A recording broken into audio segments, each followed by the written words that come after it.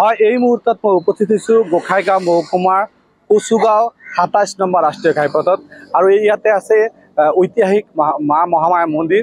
এই মহামায়া মন্দিৰতে আজি পুৱাতে এটা মৰ্মান্তিক পথ দুৰ্ঘটনা হৈছে আৰু এই দুৰ্ঘটনাত ৫গৰাকী যুৱক প্ৰাণ হেৰুবলগীয়া হৈছে। আমাৰ কেমেৰা পাৰ্চনে দেখুৱাব সমগ্ৰ দৃশ্য যে ইয়াতে এই যে তেজৰ চেকুৰা এতিয়াও পথত পৰি আছে। এই ৫গৰাকী বলবম যাত্ৰী যুৱক তেওঁলোকে এই মহামায়া মন্দিৰত পূজা অৰ্পণ কৰি তেওঁলোকৰ এই পথতে ৰখাই থোৱা যে বলেৰো পিকআপ, এই বলেৰো পিকআপত তেওঁলোকে উঠাৰ সময়তে গুৱাহাটী পৰা গোসাইগাঁও অভিমুখে গৈ থকা এখন কণ্টেইনাৰ গাড়ীয়ে তেওঁলোকক মহতিয়াই লৈ যায় আৰু তেওঁলোকে থিতাতে নিহত হয় আৰু এগৰাকী যুৱক গুৰুতৰূপে আহত হয়। আমাৰ হাতত পৰা তথ্য মতে গোসাইগাঁও মহকুমাৰ গুৰুফালাৰ নিবাসী সুকুমাৰ ৰয়, জয় ৰয়, বাপী ঘোষ, বাসুদেৱ ৰায় আৰু নৱ ঘোষ নামৰ ৫গৰাকী যুৱক নিহত হৈছে। আৰু একেটা পৰিয়ালৰ ২ ভাই ককাই নৱ ঘোষ আৰু বাপী ঘোষ তেওঁলোকে ইয়াতে নিহত হৈছে। যিখিনি তথ্য আমাৰ হাতত পৰিছে যে পুৱাৰ ভাগতে তেওঁলোকে কিন্তু পশ্চিমবংগৰ ৰায়দাক লৈ গৈছিল। তাতে শিৱলিংগত তেওঁলোকে পানী অৰ্পণ কৰি তাৰ পৰা পোনে পোনে ইয়াতে ঐতিহাসিক মহামায়া মন্দিৰত আহি উপস্থিত হয় আৰু ইয়াতে তেওঁলোকে পূজা অৰ্চনা কৰি নিজ গৃহভূমিকে যোৱাৰ কাৰণে তেওঁলোকে এই ৰাষ্ট্ৰীয় ঘাইপথত ৰখাই থোৱা যে বলেৰো পিকআপ তাতে উঠিবলৈ লওঁতেই ঠিক গোসাইগাঁও অভিমুখে গৈ থকা এখন নিয়ন্ত্ৰণহীন এই কণ্টেইনাৰ গাড়ী তেওঁলোকে মহতিয়াই লৈ যায়। এই ঘটনাটো সমগ্ৰ মহকুমাখনত তীব্ৰ চাঞ্চল্যৰ সৃষ্টি হৈছে আৰু কেনেকৈ এই ঘটনাটো সংঘটিত হৈছে আমি জানিবলৈ যত্ন কৰিম। এই মহামায়া মন্দিৰৰ কাৰ্যকৰী সভাপতি বিধান বসুমতাৰী আমাৰ মাজত আছে, আমি তাৰ পৰা জানিবলৈ চেষ্টা কৰিম যে কেনেকৈ এই ঘটনাটো সংঘটিত হৈছে। তো ৰাতিপুৱা আজি যিটো লাষ্ট আমাৰ শ্ৰাৱণৰ সোমবাৰ ৰাতিপুৱা ভক্তসকলে জমা হৈছিলে ইয়াতে আমাৰ জলাভিষেক কৰাৰ কাৰণে। তো আমি যিটো ইয়াতে আমি দেখা পালোঁ আমাৰ গাড়ী পাৰ্কিং আৰু ভক্তবিলাকে চব ৰোডৰ বাহিৰতে আছিলে।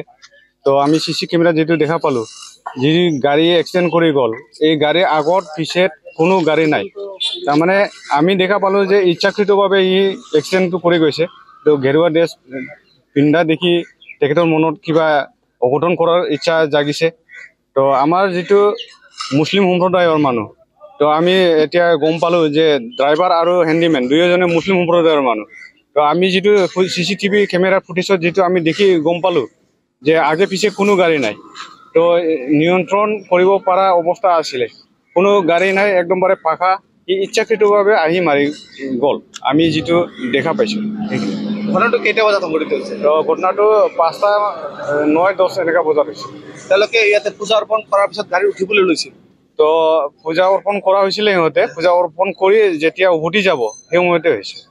এতিয়া গাড়ীখনৰ শুনা গৈছে গাড়ীখন বিস্মৃত কিবা দুৰ্ঘটনা ঘটিছে। তো আমি এনেকৈ শুনা পাইছোঁ কিন্তু আমি সঠিকভাৱে নাজানো। তো পিছে যিবিলাক গাড়ী আহি আছিলে গাড়ী ড্ৰাইভাৰবিলাকে কৈছে যে বিস্মৃতি এই এৰিয়াত 2জন মাৰি আহিছে বুলি কৈছে। তো সেইখিনি আমি জানো। এতিয়া গাড়ীখন আটক কৰিছে না? আৰু গাড়ীখন আটক কৰিছে। আগত যাই পেলাই এটা পাণবাৰী মন্দিৰ আছে, ইয়াৰ ওচৰত গাড়ীখন জব্দ কৰিব পাৰিছে। আৰু পুলিচৰ যিটো থানা আছে কচুগাঁও থানা, তাতে ড্ৰাইভাৰ হেণ্ডিমেন দুয়োজনকে অনা হৈছে। তো তাৰে পৰা আমি গম পালোঁ যে দুয়োজনে মুছলিম। আজি মানে এটা মৰ্মান্তিক ঘটনা সংঘটিত হৈছে। ইয়াৰ পিছতে আপোনালোকে পুলিচ প্ৰশাসনৰ ওচৰত কি দাবী কৰিব? তো আমি পুলিচ প্ৰশাসনৰ ওচৰত এইটোৱে দাবী জনাম যে আমাৰ যিটো হাইৱেৰ লগত আমাৰ যিটো মন্দিৰ আছে, তো মন্দিৰৰ সন্মুখত বেৰিকেডৰ ব্যৱস্থা বা স্পীড ব্ৰেকাৰৰ ব্যৱস্থা সেইটো আমাক লাগে। তো আগতেও আমি ৰিটেনলি দিয়া নাই, কিন্তু ভাৰ্বেলি আমি DC ছাৰৰ লগতে আলোচনা কৰিছিলোঁ আৰু লোকেল OCৰ লগতেও আলোচনা কৰিছিলোঁ। কিন্তু লোকেল OCয়ে ক'লে যে এইটো আমাৰ হাতত নাথাকে, হাইৱেটো DCৰ আণ্ডাৰত হয়। তো আমি এইটোকে অনুৰোধ জনাওঁ যে আগন্তুক যাতে এনেকুৱা অঘটন হ'ব নোৱাৰে, ইয়াৰ কাৰণে আমাক যাতে ব্যৱস্থাটো প্ৰশাসনৰ ফালৰ পৰা সহায় সহযোগ কৰে, এইটো মই কমিটিৰ তৰফৰ পৰা আৰু ইয়াৰ আমাৰ কচুগাঁও যিটো হিন্দু ভক্তসকল আছে চবৰে হৈ মই অনুৰোধ কৰিছোঁ। হয়, ধন্যবাদ জ্ঞাপন কৰিছোঁ আমি বিধান বসুমতাৰীক। তেওঁ কেতবোৰ দাবী উত্থাপন কৰিছে পুলিচ প্ৰশাসনৰ ওচৰত, কিন্তু এটা কথা উত্থাপন কৰিছে যে এটা বিশেষ সম্প্ৰদায়ৰ চালক আছিল, এই চালকে কিন্তু ইণ্টেনশ্যনেলি এই দুৰ্ঘটনাটো সংঘটিত কৰিছে বুলি তেওঁ এটা দাবী কৰিছে। গতিকে আৰক্ষীয়ে ইতিমধ্যে চালক আৰু হেণ্ডিমেন আটক কৰাৰ লগতে ট্ৰাকখনো আটক কৰিছে। ইতিমধ্যে তেওঁলোকে থানাত আছে। পৰৱৰ্তী সময়ত এইখন ঐতিহাসিক মহামন্দিৰত এনেকৈ ধৰণৰ দুৰ্ঘটনা সংঘটিত নহয়, সেই ক্ষেত্ৰত মহকুমা প্ৰশাসন বা পুলিচ প্ৰশাসনে কি ধৰণৰ ব্যৱস্থা গ্ৰহণ কৰিব সেয়াই কিন্তু লক্ষণীয় হ'ব। ধন্যবাদ জ্ঞাপন কৰিছোঁ উৎপল সবিশেষ জনোৱাৰ বাবে।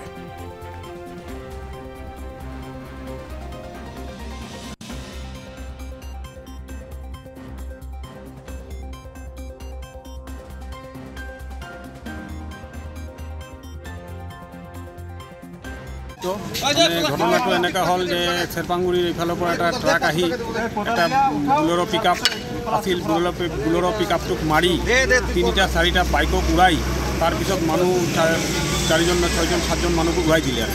উৰাই দিয়াত ইয়াতে 5জন একদম ডেড বডি হৈ গৈছে আৰু 2জন হস্পিটেলত সংকটজনক অৱস্থাত আছে। মানে আমি এনেকুৱা মানে দেখা নাই কেতিয়াও, আৰু আমি মানে ভাবাও নাই যে এনেকুৱা এটা ঘটনা হ'ব। আৰু গাড়ীবিলাকো একদম ৰাস্তাৰ ছাইডতে আছিল, মানুহবিলাকো একদম ৰাস্তাতে নাছিল, ছাইডত আছিল, কিন্তু গাড়ীটোৰ জখতে এতিয়া কি ক'ম, এনে মানে জানি বুজি মাৰিল নেকি এনেকুৱা ড্ৰাইভাৰটো এনেকৈ লাগিছে আমাৰ। কেইজন মৰিলে? মোটামুটি 5জন ডেড, স্পট ডেড 5জন, আৰু দুজনক হস্পিটেলত লৈ গৈছে।